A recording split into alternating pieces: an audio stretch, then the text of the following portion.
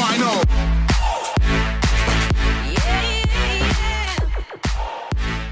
Et bonjour à tous, alors aujourd'hui nous allons nous retrouver pour un nouveau tutoriel. Alors je sais, ça fait longtemps, et je pense aussi sortir un autre tutoriel qui concerne la 1.13, puisque si vous êtes déjà au courant des nouveautés de la 1.13, il va y avoir un changement au niveau des commandes. Donc j'essaierai de faire de mon mieux pour me renseigner et faire un tutoriel sur les commandes et comment les utiliser, et voire même vous montrer des exemples, parce que c'est facile de savoir quelles commandes ont été rajoutées, supprimées et modifiées, car tout est écrit sur le wiki, donc je ne ferai que en quelque sorte du copier-coller.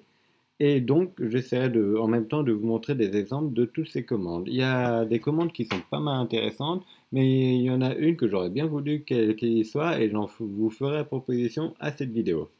Mais aujourd'hui, nous allons nous retrouver plutôt sur un tutoriel qui va concerner en fait des textes volants, et on pourrait changer le texte en faisant un clic gauche. Alors, je vais vous montrer ça tout de suite. Alors bien sûr, ce changement de texte, il pourrait se faire aussi avec un clic droit ou simplement un clic sur un bouton. J'ai choisi le clic gauche parce que je pensais que ça serait plus sympa d'y faire, parce qu'avec un bouton, on voit qu'il y a de la mécanique derrière, alors que là, ça fait plus fantaisie et magie. Avec le clic droit, en fait, ça avait l'air un peu plus compliqué. Ben, pas vraiment très compliqué, mais en gros, ça serait avec une arme en stone. Mais là, ça s'agirait plutôt avec un clic gauche. Donc déjà, je vais vous faire après la démonstration.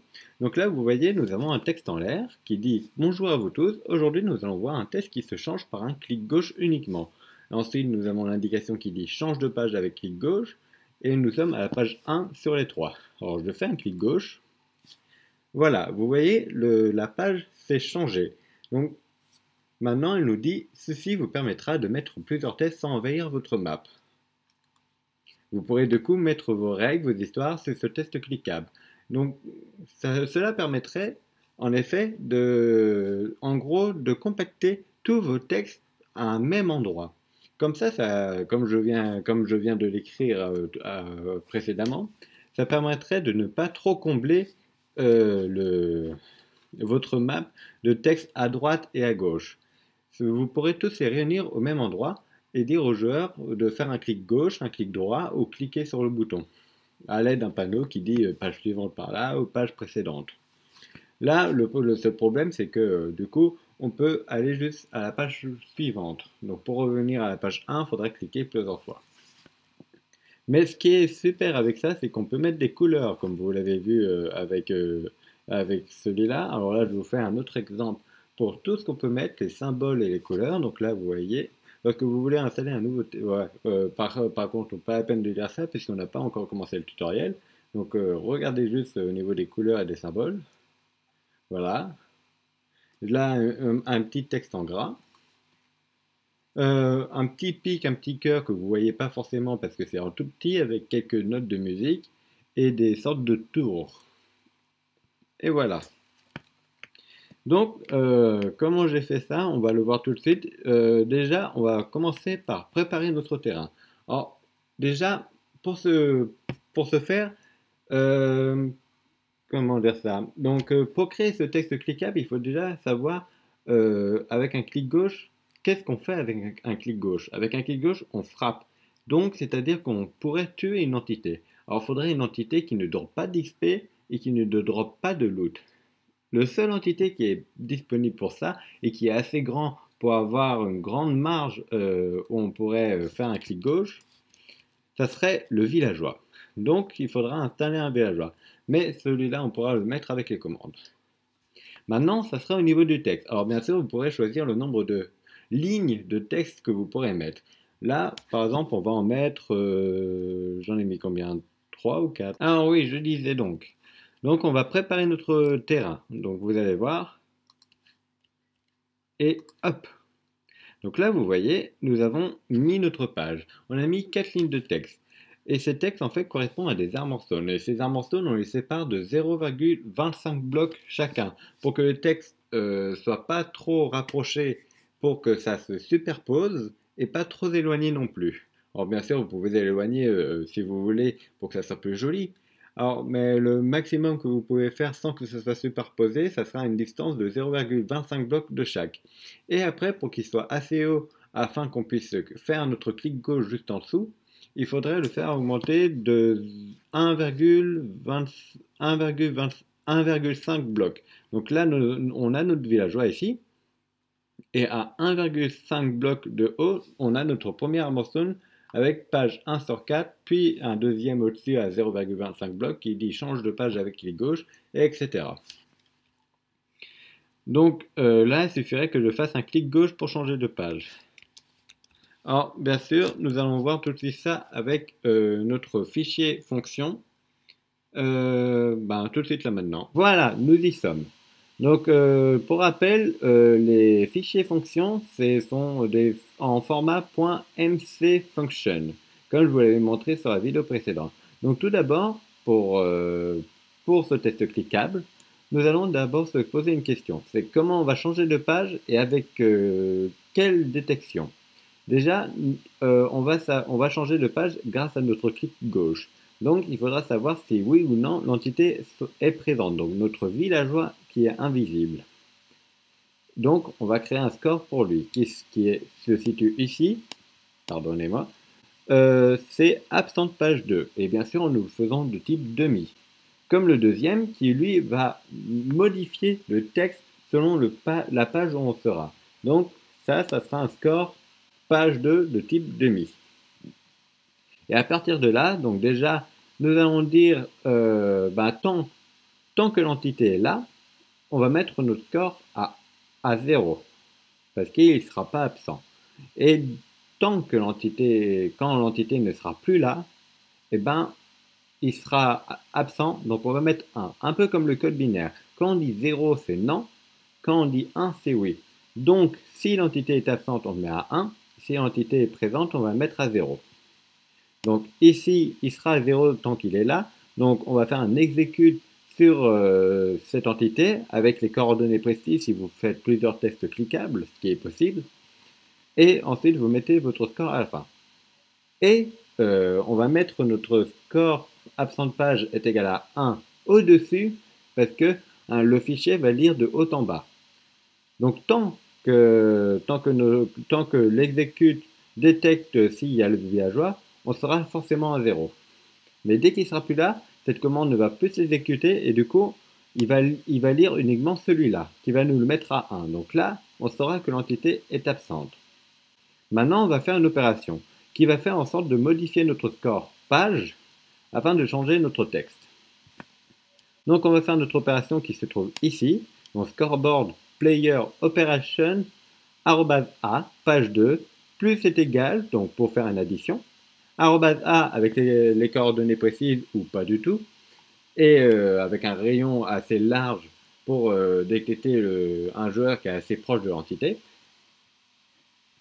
avec un score absent de page minimum est égal à 1. Donc ça aussi, c'est pas forcément obligatoire, mais vous savez, j'aime bien la sécurité.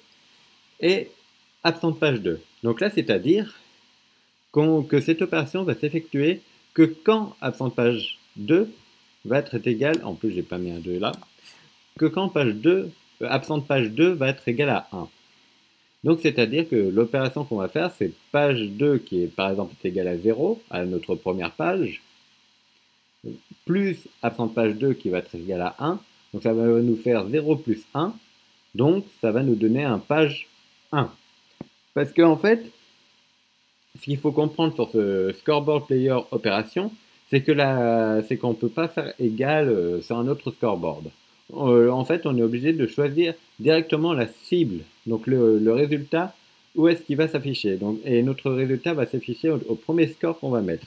Donc, c'est-à-dire celui-là, à page 2. Si vous faites l'inverse, ça va atterrir sur absent de page 2, et c'est pas ce qu'on veut. Nous, ce qu'on veut, c'est changer de page. Maintenant qu'on a changé de page, on se trouve à la page 1. Maintenant, à force de changer de page, on va arriver à un maximum. un maximum de pages.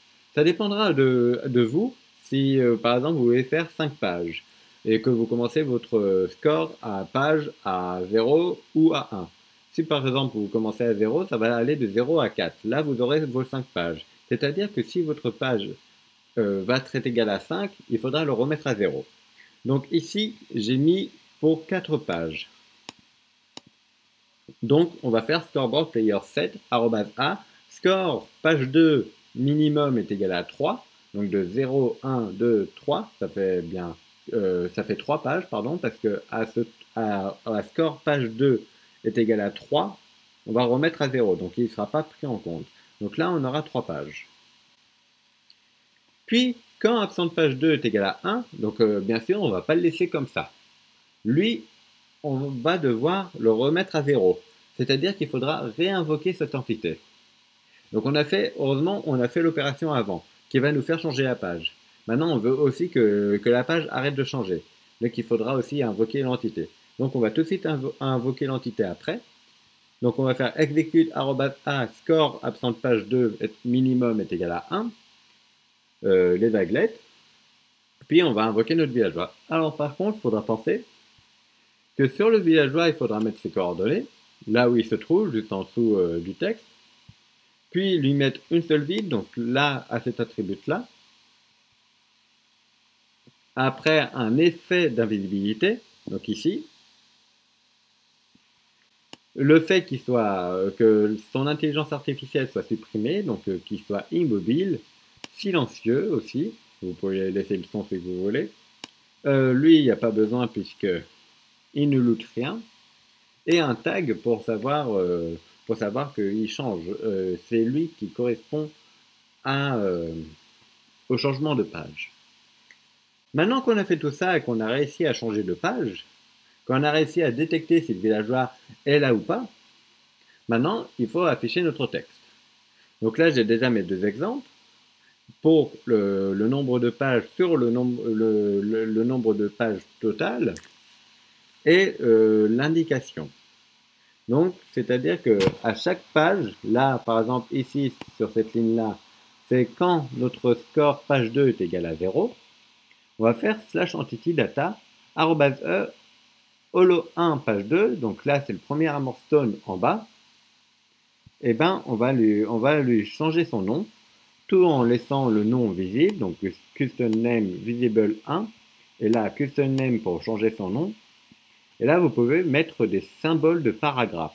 Ces symboles de paragraphe, c'est eux qui vont pouvoir vous mettre des couleurs, du gras, du souligné, du surligné, comme vous voulez. Bon, surligné, ça n'existe pas, mais c'est plutôt du barré, ou même du hasard. Je ne sais pas comment ça s'appelle, mais quand vous avez tous les symboles qui se mélangent. Et là, par exemple, on va mettre, sans compter les symboles paragraphes suivis de la lettre ou du chiffre, page 2.1 sur 3. Puis quand on arrive à page est égal à 1, ici, alors on reprend le même armor stone avec le même tag. On va faire page 2 sur 3, et etc. Donc ici, quand page est égal à 2, alors ça va faire 3 sur 3. Et dès que page est égal à 3, alors on revient à 0. Maintenant, pour l'indication. L'indication, lui, il ne change pas. Il est surtout là pour aider le joueur à savoir comment changer de page. Donc, lui, il n'y a pas besoin de mettre le scoreboard pour faire le /entity data. Le /entity data, c'est encore par sécurité, parce que vous n'avez pas forcément besoin de le mettre. Donc, suffit déjà de mettre son nom de base et c'est tout bon. Après, moi je l'ai mis ici, c'est surtout aussi pour les couleurs. Après, c'est comme vous voulez, vous. Donc là, pas de scoreboard, vous mettez juste le nom avec le nom visible. Et maintenant, on va écrire un autotexte pour prouver que ça marche. Donc là, par exemple, nous allons aller à notre dernière ligne. C'est la dernière ligne, là? Ah non, ça c'est l'avant-dernière ligne. Donc là, on va dire bonjour, par exemple, ici.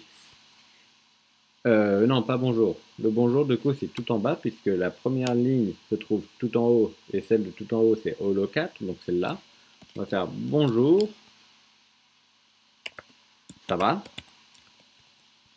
Ici, on va mettre oui et toi, les conversations normales sur Facebook quand tu n'as pas vu une personne depuis 5 ans. Puis, nous allons passer à la page 2. Donc ici, nous allons faire quoi de beau. Puis, on revient au-dessus en disant rien et toi. Là, tout en bas, vous allez mettre ben, moi non plus.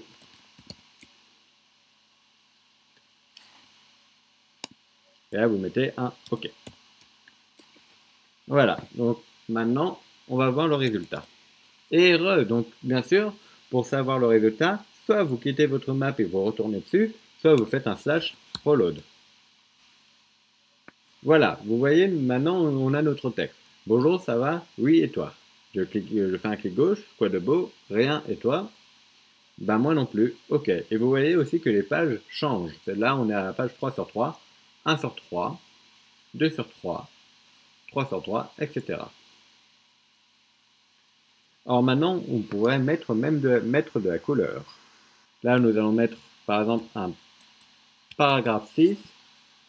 Ici, on va mettre paragraphe 4. Paragraphe 9. Je fais complément aléatoire parce que je ne connais pas forcément tout par cœur. 1, 3 et 7. On sauvegarde. On revient sur notre map. On fait un slash reload. Et voilà, nous avons notre texte en couleur. Ah oui, j'avais pas pensé à ça, c'est qu'on puisse faire des échanges. Merde. Merde, merde, merde. Bon, de toute façon, si c'est que pour les débuts de map, normalement, il n'a aucun item pour faire les échanges. Voilà. Donc, c'est la fin de ce tutoriel. Alors, bien sûr, du coup, si vous voulez pas faire d'échange, vous pouvez toujours mettre un bébé villageois. Mais le souci, c'est que du coup, ça sera un peu plus dur pour faire notre clic gauche, puisque la hitbox de l'entité sera beaucoup plus petite. Ou alors mettre une chauve-souris, ou mettre même une entité avec, par exemple, un Evocation Enhanger. Et par contre, là, il faudra rajouter une commande qui tue l'entité, comment ça s'appelle? XP drop, ben, les boules d'XP. Il faudra supprimer ces entités-là. XP orb, voilà, c'est ça. Donc voilà, c'est la fin de ce tutoriel. Donc j'espère qu'il vous aura plu. Bien sûr, vous pourrez la suivre sur le forum de Minecraft.fr. Je l'ai marqué en beaucoup plus explicite. C'est beaucoup plus simple quand on l'écrit. Donc je vous invite fortement à la voir si vous n'avez pas réussi à forcément à comprendre comment ce tutoriel a a été tourné. Si tu n'as pas été déjà abonné à ma chaîne, ben, je t'invite aussi à le faire. Donc je vous invite en fait à vous abonner à ma chaîne, à me suivre sur minecraft.fr et à mettre un petit pouce bleu. Ça fait toujours plaisir, ça me soutient.